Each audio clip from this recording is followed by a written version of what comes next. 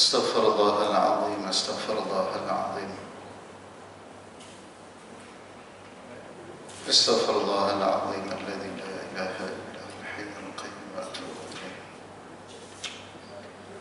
استغفر الله العظيم الذي لا إله إلا هو الحي القيوم وأتوب إليه استغفر الله العظيم الذي لا إله إلا هو الحي القيوم وأتوب إليه أشهد أن لا إله إلا الله وأشهد أن محمدا رسول الله اللهم صل على سيدنا محمد وعلى آل سيدنا محمد اللهم صل على سيدنا محمد وعلى آل سيدنا محمد اللهم صل على سيدنا محمد وعلى آل سيدنا محمد اللهم صل على سيدنا محمد وعلى آل سيدنا محمد اللهم صل على سيدنا محمد وعلى آل سيدنا محمد اللهم صل على سيدنا محمد وعلى آل سيدنا محمد اللهم صل على سيدنا محمد وعلى آل سيدنا محمد اللهم صل على سيدنا محمد وعلى آل سيدنا محمد اللهم صل على سيدنا محمد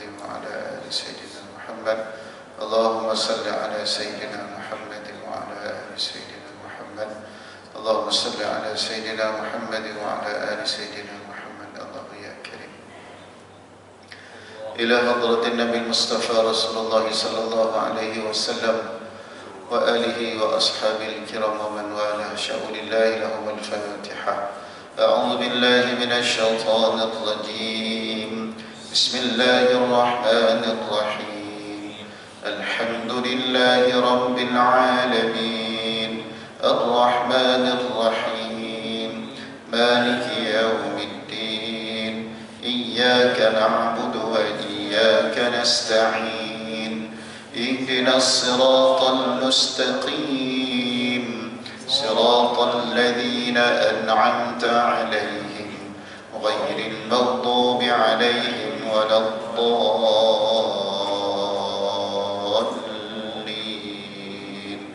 آمين أعوذ بالله من الشيطان الرجيم بسم الله الرحمن الرحيم الحمد لله رب العالمين والصلاة والسلام على أشرف الأنبياء والمرسلين وعلى آله وصحبه أجمعين اللهم صل على سيدنا محمد وعلى آل سيدنا محمد جزا الله عنا سيدنا محمد صلى الله عليه وسلم ما هو أهله اللهم حبب نبيك محمد صلى الله عليه وسلم فينا رب أوزعني أن أشكر نعمتك التي أنعمت علي وعلى والدي وأن أعمل صالحا ترضاه وأصلح لي في ذريتي إني تبت إليك وإني من المسلمين لا حول ولا قوة إلا بالله العلي العظيم أما بعد yang dimuliakan Tuan Imam, Tuan Bilal, ahli jawatan kuasa surah Ar-Radah, seterusnya kepada tuan-tuan guru, tuan-tuan haji, puan-puan hajah, muslimin, muslimat, ibu ayah yang dimuliakan Allah Subhanahu wa taala. Assalamualaikum warahmatullahi wabarakatuh. Apa khabar semua, sihat? Alhamdulillah, bersyukur kita kehadrat Allah Subhanahu wa taala kerana dengan limpahan rahmat kasih sayang Allah Subhanahu wa taala maka sekali lagi kita dapat bertemu pada malam ini, dan saya kira agak lama juga saya tak hadir ya. Ada sebab musabab. Kalau ikut catatannya bulan 1 itulah. Ini dah bulan 6 dah, bulan tak hadir. Masya-Allah tabarakallah. Baik, alhamdulillah kita juga bersyukur kepada Allah Subhanahu wa taala ya, kita berada dalam bulan Zulhijjah. Dan saya yakin ramai di kalangan kita tadi buka puasa puasa sunat tarawiyah. Besok kita puasa sunat Arafah. Tapi bagi mereka yang mengerjakan haji sekarang ni berada di Arafah dan waktu sekarang ini adalah waktu yang mustajab doa. Nak ikut waktu sana di antara zuhur sampai maghrib. Sekarang kita daripada pukul 5.30 tadi sampai pukul 12 lebih sikit. Jadi kalau kita nak ambil keberkatan waktu Arafah di sana, tapi kita berdoa di sini, bolehlah kita senantiasa berdoa. berdoalah, berzikirlah, bermunajatlah kepada Allah Subhanahu wa taala. Kepanasan sana 50 darjah Celsius. Panas. Masya-Allah, tabarakallah. Tahun lepas lebih kurang dalam 38 ke 40 masa saya pergi hari itu. Taklah panas, yang ini 50 panas. Masya Allah, tabarakallah. Ialah panas itu menghapuskan segala dosa-dosa yang ada kan. Dan tengok dalam video sekarang banyak kan live dan sebagainya. Masya Allah, tabarakallah. Tapi saya yakin sesiapa yang telah hadir, sama ada mengerjakan umrah ataupun mengerjakan haji, tak kiralah susah ke, panas ke, sesak ke apa ke, tetap akan ada perasaan rindu untuk terus hadir ke sana. Bila kita tengoknya, ya Allah, rindu boleh mengalirkan air mata. Kita boleh membayangkan di saat berada di padang Arafah, kita boleh membayangkan bersama dengan kawan-kawan. Masya Allah, tabarakallah.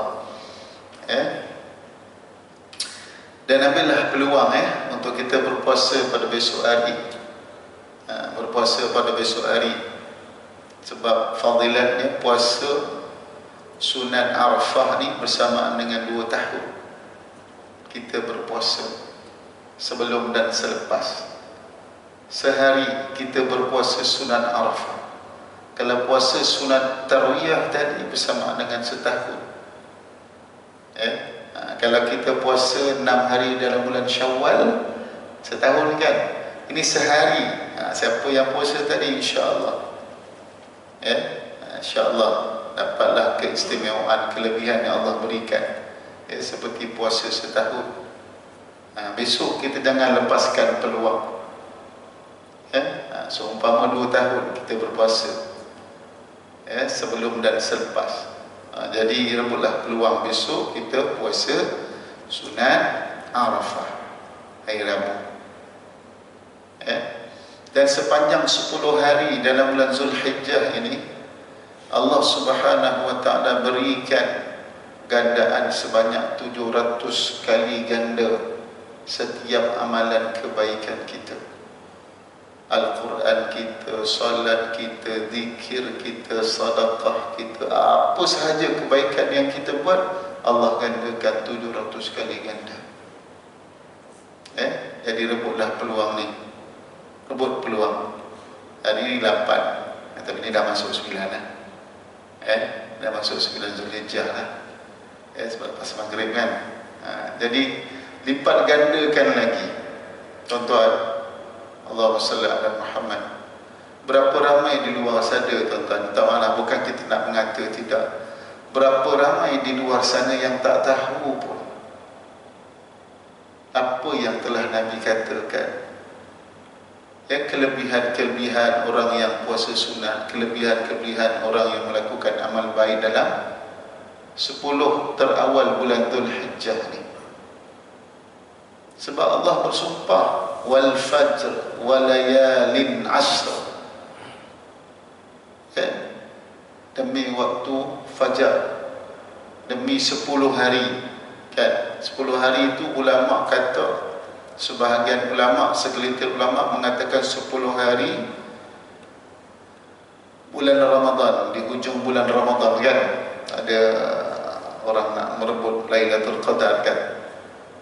Ada yang mengatakan 10 hari dalam bulan Ramadan, tapi ulama bersepakat yang dikatakan 10 hari itu adalah 10 hari awal bulan Zulhijjah.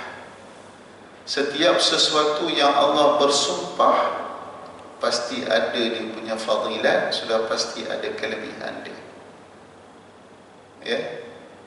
Jadi kita berebutlah. Sebab apa, tuan-tuan? Allahumma salli ala Sayyidina Muhammad. Akhir zaman kita kalau nak tengok dunia sekarang ni, tanda akhir zaman dah boleh dikatakan 99% dah berlaku semua. Tanda-tanda kecil hari kiamat. Dan satu lagi perkara yang perlu kita tahu, tuan-tuan, 2024 ataupun genap 1 abad. Genap 1 abad biasanya tuan-tuan 100 tahun akan lahirnya seorang mujaddid, akan lahirnya seorang yang akan membawa pembaharuan di atas muka bumi ini. Siapa? Wallahu a'lam. Siapa? Wallahu a'lam. Yang pasti tuan-tuan, akhir zaman mujaddid dia adalah Imam Mahdi. Yang pasti Imam Mahdi. Bila? Tahun bila? Wallahu a'lam. Adakah 2024? Wallahu a'lam. Adakah akan berlaku 100 tahun lagi? Wallahu a'lam. Ya tuan-tuan, bagaimana persediaan kita? Bukan hanya sekadar kita, pasangan hidup kita, anak-anak kita. Perkara ini perlu kita ambil kira, kerana dunia ini akan berakhir. Dunia ini akan berakhir, kita akan masuk satu alam yang lain. Satu alam di mana ketika itu kita tidak boleh buat apa-apa melainkan amalan yang ada. Saya pun demikian, tuan-tuan, puan-puan, ibu ayah pun sedemikian. Ya. Kalau belum kiamat, kita masuk alam barzah. Tapi kalau dah kiamat, kita masuk alam akhirat. Ya tuan-tuan, Allahu Akbar. Allahumma salli ala Muhammad. Ya, mudah-mudahan Allah Subhanahu wa ta'ala senantiasa mendorong hati kita ini selalu melakukan amal-amal yang soleh. Sebab kita hadir ni juga tuan-tuan pilihan Allah. Ramai orang duduk, sekitar surau Ar-Rawdah ni tuan-tuan, tapi berapa ramai yang Allah pilih. Dalam kalangan yang dipilih Allah ni juga pun kadang-kadang tuan-tuan kita kena perlu jaga hati kita. Ya, kita perlu jaga hati kita agar amalan kita ini diterima oleh Allah Subhanahu wa ta'ala. Ya. Baik, Allahumma salli ala Sayyidina Muhammad wa ala ali Sayyidina Muhammad. Subhanallah. Baik, kita masih lagi berada dalam bab yang keempat, proses penyucian hati. Kita dah bincang berbagai jenis hati insani. Kita dah bincang juga keadaan hati insan. Dan malam ini kita masuk iaitu 4 jenis racun hati. Ada 4 jenis yang boleh meracuni hati kita, ataupun yang boleh mematikan hati kita, merosakkan hati kita. Racun. Ya, baik. Setiap kemaksiatan adalah racun yang merupakan penyakit dan perosak kesucian hati. Maksiat. Maksiat ini adalah perkara yang dilarang oleh Allah Subhanahu wa ta'ala untuk manusia tidak melakukannya. Jadi kalau ada manusia melakukan maksiat, maka maksiat inilah yang akan merosakkan hati kita, yang memberikan bintik-bintik hitam kepada hati kita sedikit demi sedikit, daripada sekecil-kecil bintik sehingga hati kita gelap. Kerana apa? Kerana maksiat. Maksiat. Sebab itu kita perlu jaga ketujuh-tujuh anggota tubuh kita ini agar tidak melakukan maksiat, agar hati kita ini terpelihara. Baik, Allahumma salli ala Sayyidina Muhammad wa ala ali Muhammad. Abdullah ibn al-Mubarak berkata, kulihat dosa-dosa itu mematikan hati, dan kecanduan pada berbuat dosa akan mewariskan kehinaan.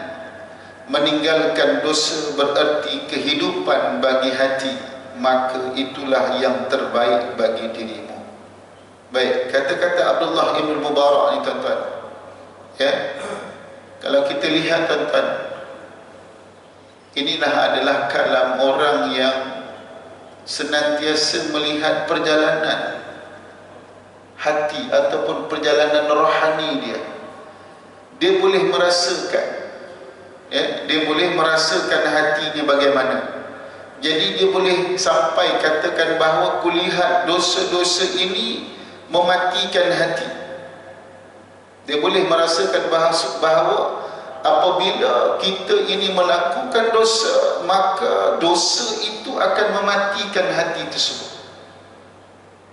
Ya,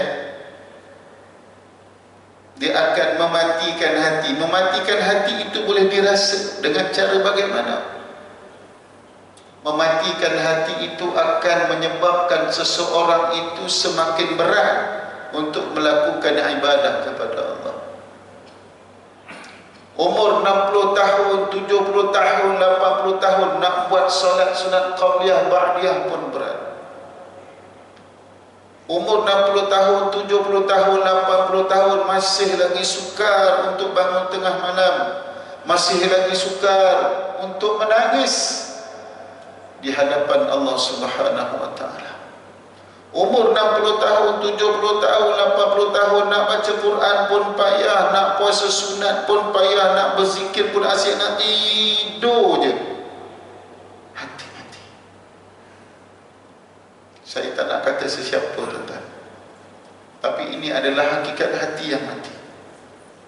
Jadi sebab itulah Abdullah Ibn Mubarak mengatakan, kulihat dosa-dosa itu mematikan hati. Boleh mematikan hati. Dan kecanduan pada berbuat dosa akan mewariskan kehinaan. Orang yang senantiasa melakukan dosa ini, kehidupan dia akan dihina oleh Allah Subhanahu wa taala. Kehinaan yang tidak ada kunjung habisnya. Dihina oleh Allah Subhanahu wa taala. Orang yang buat dosa, Allah hina dia. Orang yang buat dosa, malaikat hina dia.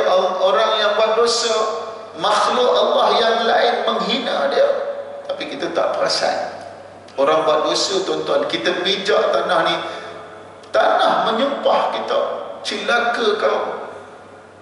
Kau pijak aku dalam keadaan kau melakukan dosa, melakukan maksiat kepada Allah Subhanahu wa taala. Tuan-tuan, orang yang tidak meneliti, tidak menilai, hati dia tidak akan rasa. Orang yang tidak menilai dosa yang dilakukan, dia tidak akan rasa. Dia tidak akan rasa. Jangan sampai, tuan-tuan, kita tak rasa dosa apabila kita melakukan dosa. Jangan sampai kita tidak merasakan sesuatu dosa sekiranya kita melakukan maksiat kepada Allah. Jangan sampai kita tidak ada rasa menyesal sekiranya kita melakukan dosa kepada Allah Subhanahu wa taala. Di antara tanda hati itu telah gelap, seseorang itu melakukan dosa dan dia tidak ada rasa bersalah untuk melakukan dosa. Simple sangat, tuan-tuan. Kita tidak mengatakan sesiapa, tetapi kita boleh periksa diri kita masing-masing. Sebab orang lain tidak tahu sejauh mana keimanan kita. Orang lain tak tahu sejauh mana pahala dan dosa yang kita lakukan. Kita boleh bermuhasabah untuk diri sendiri. Baik, Allahumma salli ala sayyidina Muhammad wa ala ali sayyidina Muhammad. Meninggalkan dosa berarti kehidupan bagi hati. Tengok ini perkataan Abdullah Ibn Mubarak. Meninggalkan dosa apa sahaja, tuan-tuan, kehidupan bagi hati. Maksud dia, hati kita hidup. Buat dosa hati mati, buat kebaikan hati hidup. Jadi kalau kita meninggalkan dosa, maka barulah hati kita hidup. Hati hidup macam mana, tuan-tuan? Hati yang hidup ni dia sensitif, tuan-tuan. Dia very sensitif hal-hal yang berkaitan tentang agama. Hati yang hidup ni, tuan-tuan, dia selalu, hati dia senantiasa terpaut dengan hal-hal yang berkaitan tentang agama. hati yang cenderung untuk hadir ke surau untuk menunaikan solat secara berjemaah, hati yang hidup. Hati yang hidup ni tuan-tuan, hati yang cenderung untuk senantiasa melakukan amal saleh. Hati yang hidup selalu dia suka untuk baca Al-Quran, dia suka untuk berzikir. Hati yang hidup ni tuan-tuan, dia tak suka duduk dengan kawan-kawan yang suka mengumpat. Hati yang hidup ni tuan-tuan, dia suka bersedekah. Hati yang hidup ni tuan-tuan, dia tak suka cari gaduh dengan orang, dia tak suka. Hati yang hidup ni tak suka nak mencari keaiban orang. Hati yang hidup tuan-tuan, dia tak suka nak cari salah orang. Hati yang hidup adalah hati yang mendamaikan setiap orang. Senangnya apa tuan-tuan? Hati yang hidup adalah hati yang membawa kebahagiaan hidup dirinya dan orang lain. Tuan-tuan, kita checklist hati kita bagaimana. Andai kata hati kita ada sebagaimana yang saya sebutkan, sebahagian tuan-tuan, insya-Allah kebaikan untuk kita. Sebab itu tuan-tuan, hati ini perlu digilap setiap hari tuan-tuan. Sebab itu solat tuan-tuan 5 waktu. Kalau tak ada solat lagi teruk kita tuan-tuan. Dan hati ini tuan-tuan, dia bukan hanya sekadar solat 5 waktu, dia perlu ditambahkan dengan amal-amal sunnah yang dilakukan oleh baginda Rasul sallallahu alaihi wasallam. Kerana apa tuan-tuan? Kerana dosa ini datang tidak tentu masa dan ketika. Bila dosa dilakukan, maka hati kita akan terdapat bintik-bintik hitam, titik-titik hitam. Andai kata penghapus kepada dosa ini tidak seiring dengan dosa yang dilakukan, maka hati akan terus menjadi hitam. Sebab itu tuan-tuan, kita susah nak terima qada dan qadar Allah. Kita rasa tak seronok hidup, kita rasa stres hidup, kita rasa orang lain banyak, salah diri saja betul. Kerana apa tuan-tuan? Kerana dosa. Kalau hidup kita ni selalu gelisah, resah, keluh, kesah tuan-tuan, jangan tengok orang, tengok diri. Sejauh mana hubungan kita dengan Allah Subhanahu wa ta'ala. Kalau duduk dalam rumah suami isteri asyik nak bergaduh je tuan-tuan, asyik tak puas hati tuan-tuan, cuba cek bagaimana hubungan kita dengan Allah Subhanahu wa ta'ala.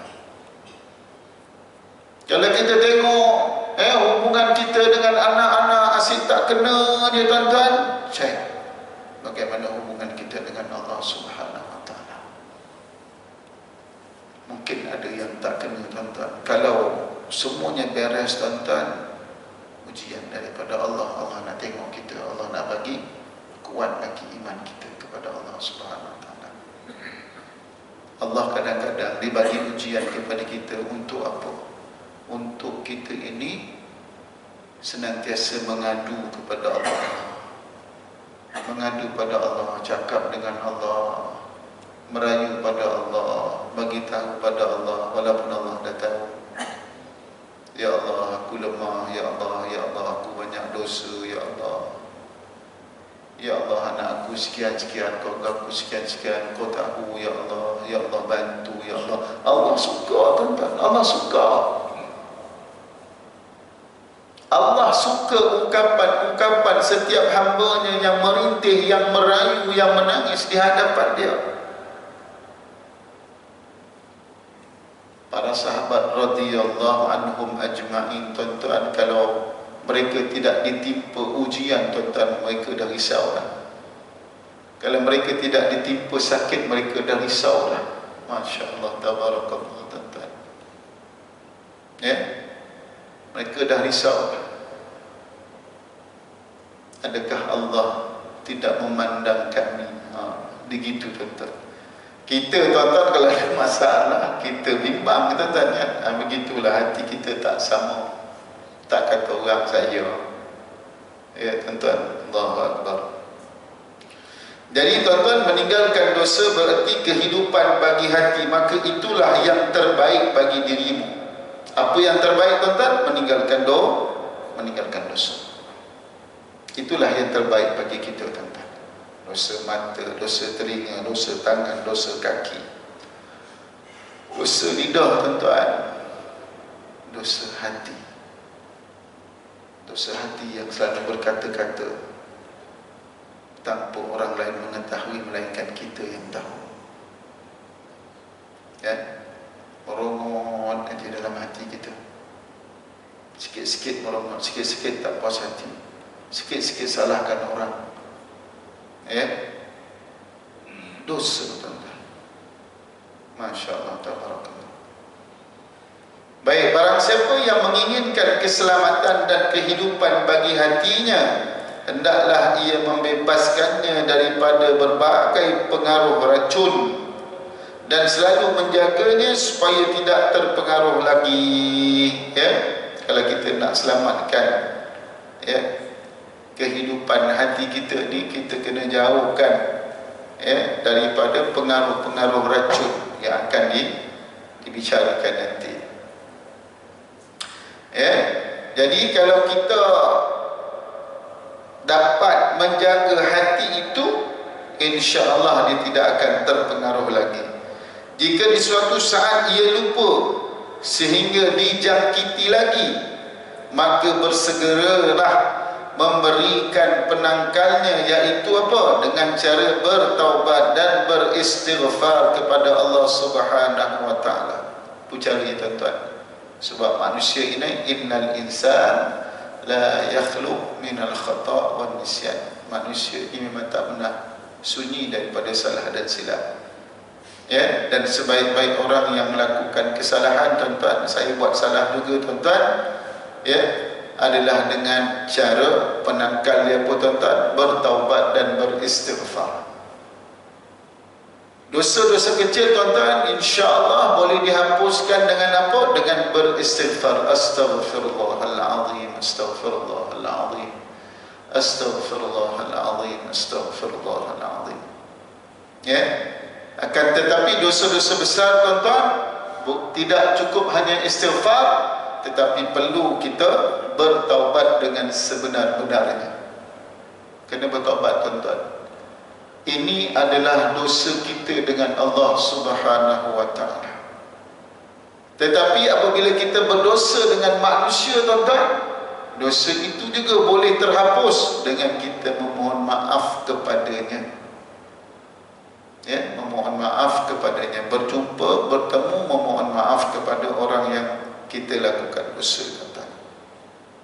Ya, jadi banyakkan istighfar, banyakkan bertaubat. Jadi kalau kita ni tuan-tuan dah tak ada komitmen apa-apa di luar sana tuan-tuan, lazimilah dalam kehidupan kita, sama ada sebelum subuh ataupun selepas subuh, beristighfarlah sebanyak yang mungkin. Ya, ulama mengatakan banyak tu sebanyak mana? 300 kali. Kalau kita dapat istighfar 300 kali, itu dah dikategorikan banyak tuan-tuan. Istighfarlah tuan-tuan. Astaghfirullah, astaghfirullah, astaghfirullah. Guru saya pesan baru-baru ni, dia datang Malaysia, daripada Indonesia datang Malaysia. Dia pesan lagi pada saya, dia kata kena istighfar kepada Allah ini mestilah bukan hanya sekadar daripada mulut, mesti daripada hati. Bila kita ucapkan istighfar ini bukan hanya sekadar mulut, hati pun kena ucap istighfar dengan kita memahami, ya Allah ampunkan dosaku, ya Allah ampunkan dosaku, ya Allah astaghfirullah, ampunkan dosaku, ya Allah astaghfirullah, ampunkan dosaku, ya Allah astaghfirullah, ya Allah ampunkan dosaku, ya Allah. Biarlah hati kita berkata begitu. Nak cantik, guru saya kata istighfarlah 1000 kali, 1000 kali sehari, dan lazimi Solawat sebanyak 1000 kali sehari. Itulah makanan kepada ayahandanya, Kiai Haji Daud. Masa dia meninggal, subhanallah, mukanya bercahaya, tuan-tuan. Sebab, tuan-tuan, itulah lazimi dia istighfar, salawat. Itu yang tahu, tuan-tuan, yang tak tahu. Lepas tu, tuan-tuan, almarhum setiap kali suapan nasi ataupun setiap kali sesuatu yang masuk dalam mulut dia, tuan-tuan, Bismillahirrahmanirrahim, Allahumma salli ala Muhammad, masuk. Kunyah. Ambil lagi Bismillahirrahmanirrahim, Allahumma salli ala Muhammad, masuk. Setiap kali tuan-tuan nak masuk Bismillahirrahmanirrahim, Allahumma salli ala Muhammad, Bismillahirrahmanirrahim, Allahumma salli ala Muhammad. Itulah dalam kehidupan dia, tuan-tuan. Dia pernah menjadi imam di Mekah, masjid kecil Mekah tu, selama 43 tahun. Selama 43 tahun. Meninggal wajah berseri bercahaya, tuan-tuan. Masa diuruskan makamnya, tuan-tuan, seluruh anak-anak santri pondok tu, tuan-tuan, nampak cahaya sampai ke langit, tuan-tuan. Subhanallah. Apa guru saya kata anak-anak kepada almarhum lah,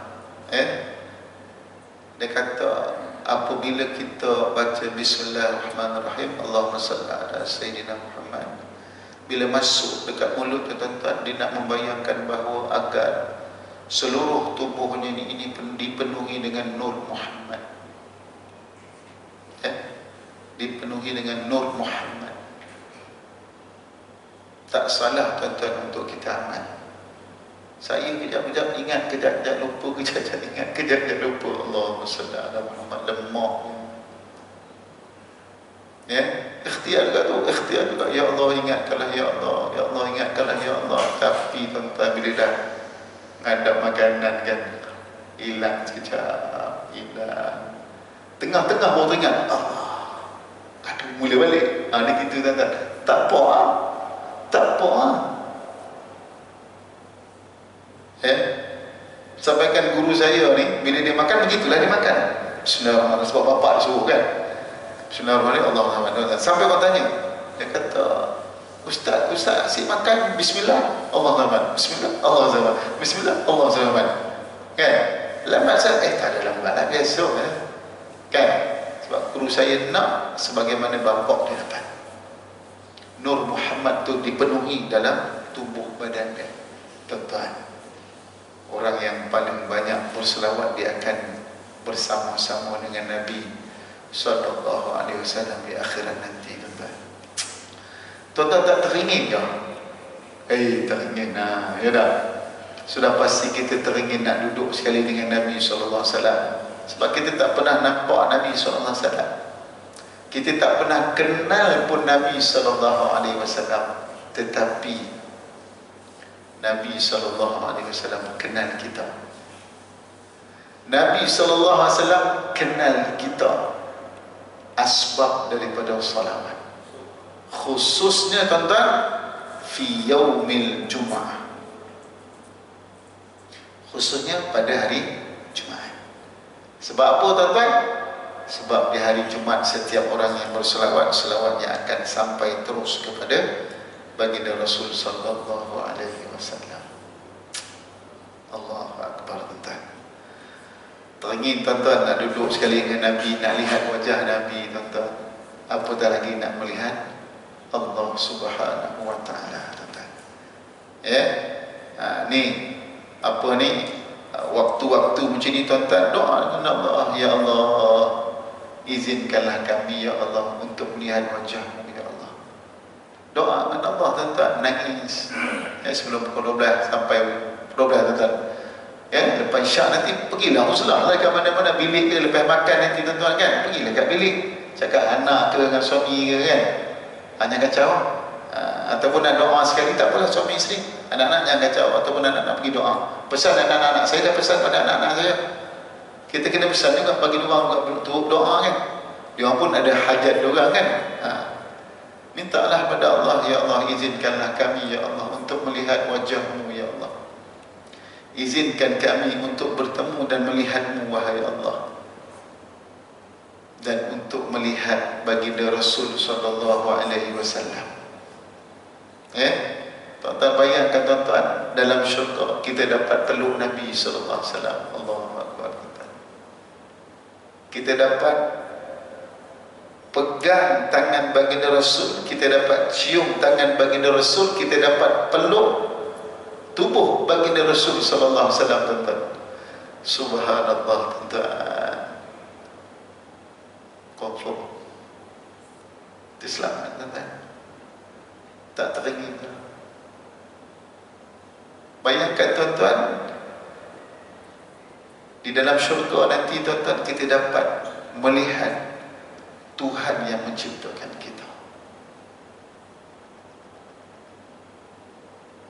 Di dalam syurga nanti tuan-tuan baru kita dapat melihat Tuhan yang pengasih, yang penyayang ni tuan-tuan, yang penuh dengan sifat yang terbaik ni tuan-tuan. Kita dapat lihat dengan mata kita tuan-tuan. Tak teringin ke kita tuan-tuan?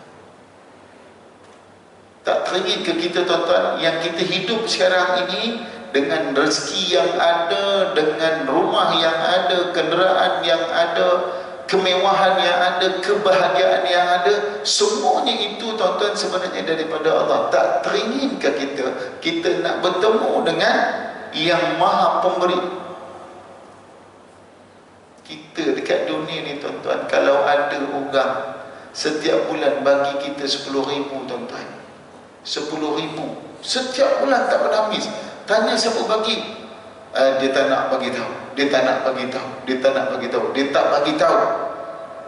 Lepas tu cukup lepas tahun dibagi pula sebulan 50,000. Aku kata orang ni, siapalah yang baik sangat ni kan? Mesti kita teringin.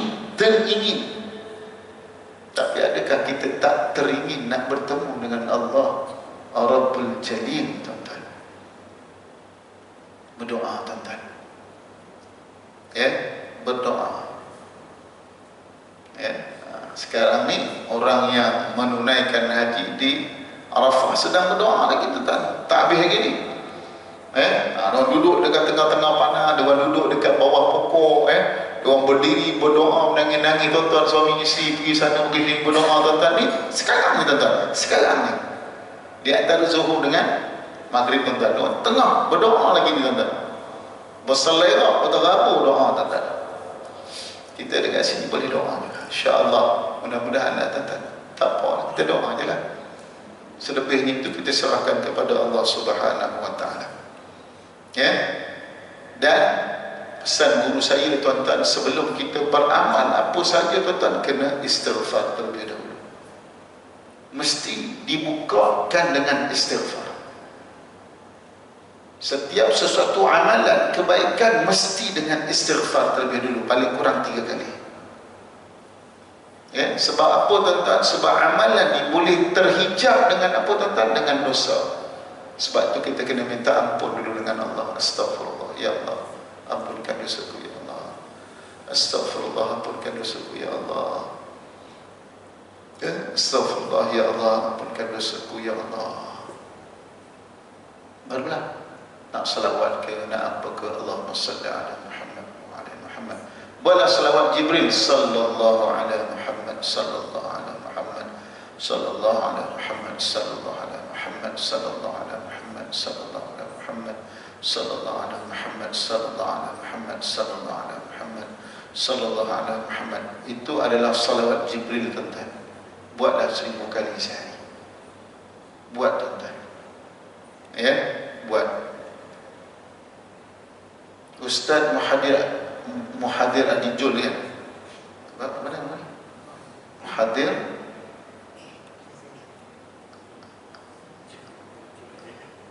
Jul ya. Dia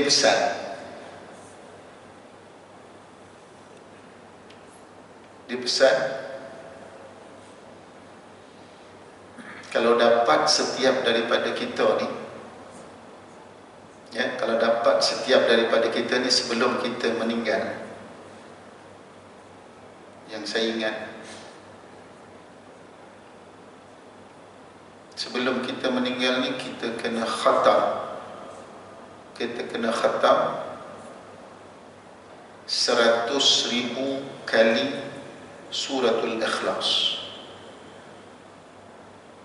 sebelum meninggal. Khatamkan membaca suratul Ikhlas sebanyak 100,000 kali, InsyaAllah, ya, akan memberi syafaat kepada kita, ya, di akhirat kelak. 100,000 kali. Maksud dibaca je lah. Bismillahirrahmanirrahim. Qul huwallahu ahad, Allahus samad, lam yalid wa lam yulad wa lam yakul lahu kufuwan ahad. Bacalah tuan-tuan, baca je. Ya. Tu saya baru tahu tuan-tuan, rupa-rupanya Qul huwallahu ahad ni tuan-tuan, saya mungkin dah pernah cerita kan. Sebab tok saudara saya makanan dia memang suratul Ikhlas rupanya. Tu daripada bapa saya ceritalah, memang makanan dia Qul huwallahu ahad, suratul Ikhlas. Setiap hari dalam hidup dia tak berhenti melainkan tidur. Tidur tu pun Allah tahu macam mana. Tak berhenti tuan-tuan. Qul huwallahu ahad ni tak berhenti. Itulah makanan dia. Makan sikit, zikir dia Qul huwallahu ahad, Allahus samad. Masya Allah, tabarakallah. Dekat hidup dia pun saja tuan-tuan, ada karamah, kemuliaan yang Allah beri pada dia tuan-tuan. Banyak orang datang jumpa dia, mintakan doa, itulah inilah. Padahal dia tak ada apa-apa pun, dia cakap dia tak ada apa-apa. Tapi setiap kali dia buat tuan-tuan, menjadi bukan menjadi apa tuan-tuan, Allah izinkan tuan-tuan. Ya, Masya Allah, hidup dia tak pernah pakai seluar panjang tuan-tuan. Hidup dia dengan kain pelikat, baju melaju, itu saja hidup dia. Masya Allah, tabarakallah tuan-tuan. Baik.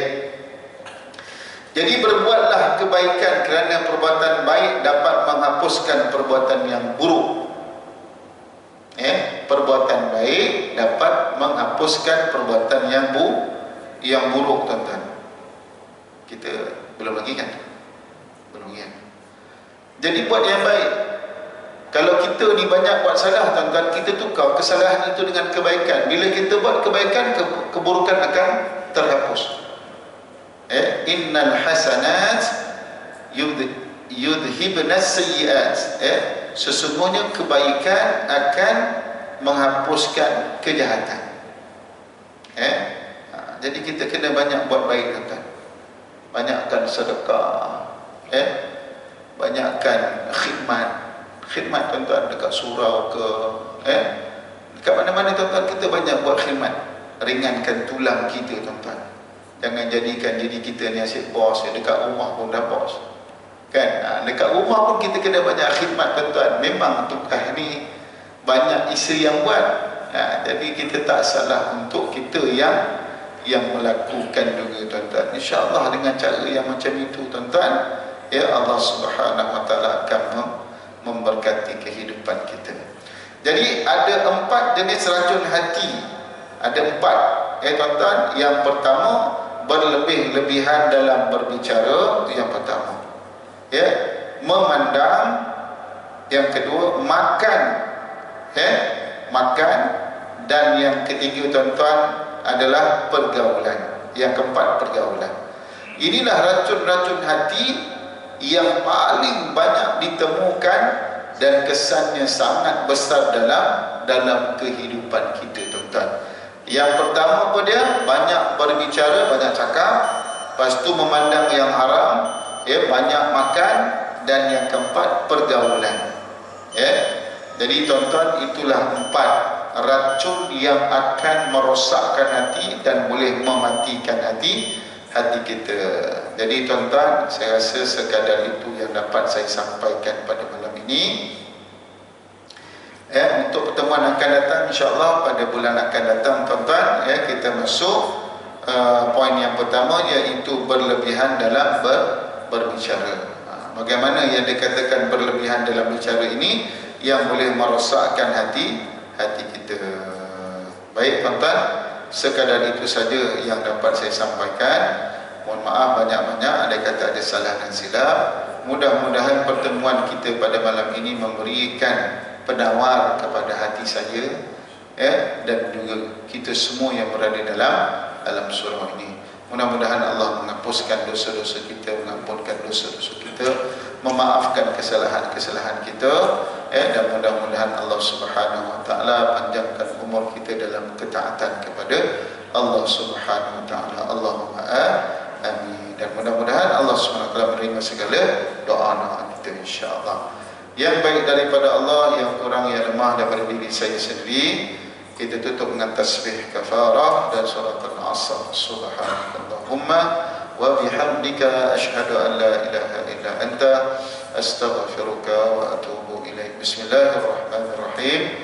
Wal 'asr innal insana lafi khusr illa alladhina amanu wa 'amilus salihati wa tawasaw bil haqqi wa tawasaw bis sabr. Wabillahi taufiq wal hidayah. Assalamualaikum warahmatullahi wabarakatuh.